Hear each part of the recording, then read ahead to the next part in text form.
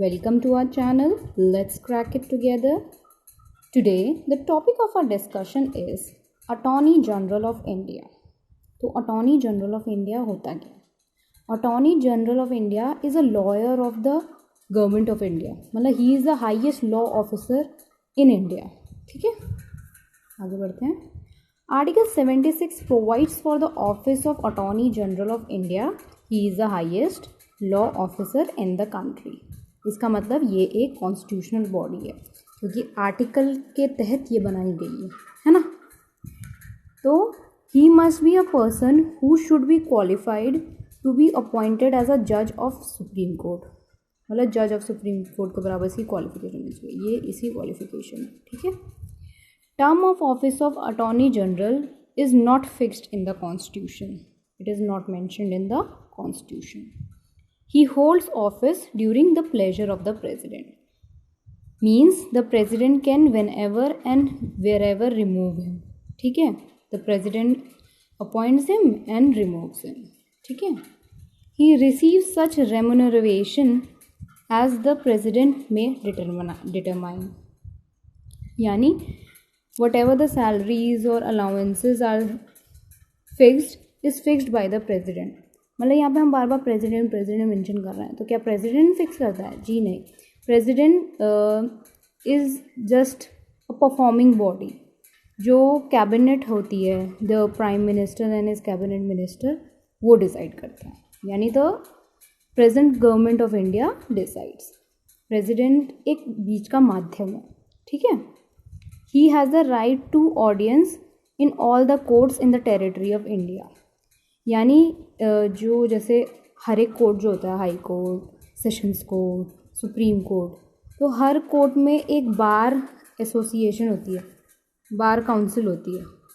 तो उसमें एक लॉयर अगर प्रैक्टिस कर रहा है, एक जज है, तो उसको ना वहाँ पे वो करना पड़ता है, अपना नेम रजिस्टर कराना. मतलब कुछ रजिस्ट्री का सिस्टम होता है. बट एक्स ऑफिशियो मतलब ऑटोमेटिकली जो अटॉर्नी जनरल ऑफ इंडिया होता है, तो he has a right of audience in all court. यानी he can go appear in any case in any court.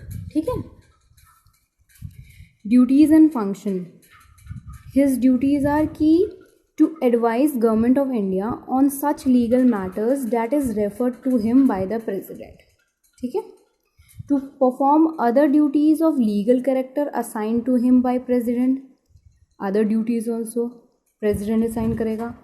To discharge functions confirmed to him by the constitution or by law. Obviously it's a constitutional body, so whatever function will be confirmed to him by the constitution or by any law made by the parliament or other law, तो इससे वो duty perform करेगा.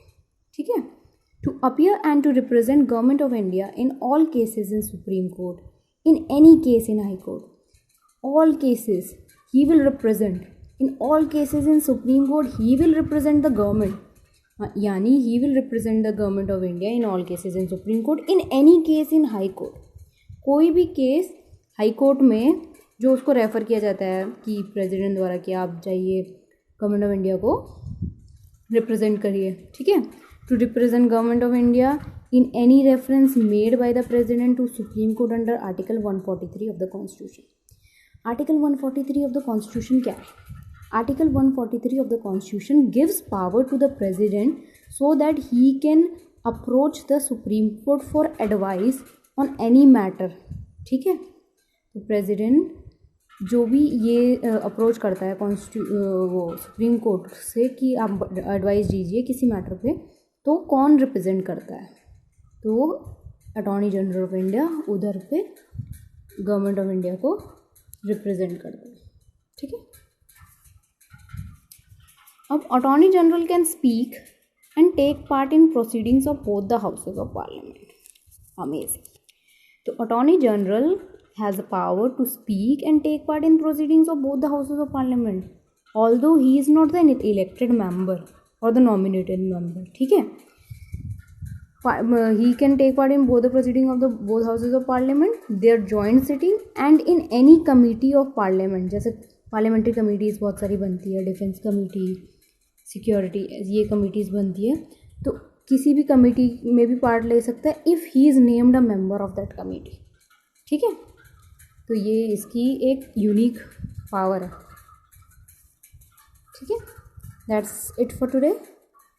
Let's crack it together. Please like, share and comment and subscribe to our channel. Thank you. Will meet soon. Bye.